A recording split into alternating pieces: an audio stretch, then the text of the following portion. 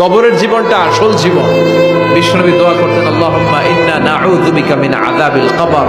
আল্লাহ, আমি আপনার কাছে কবরের আযাব থেকে পানাহ চাই, কবরের আযাব থেকে বাঁচতে চাই।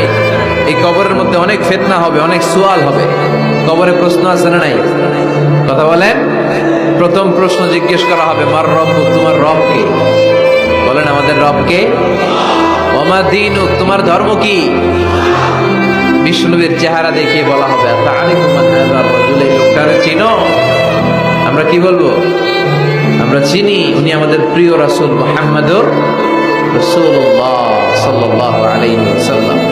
এরপরে জিজ্ঞেস করা হবে, এগুলো কোত্থেকে শিখলা? আমরা বলবো, কোরআন থেকে। ফায়ুফসাহু লাহু কবরুহু ৭০ যিরাআন।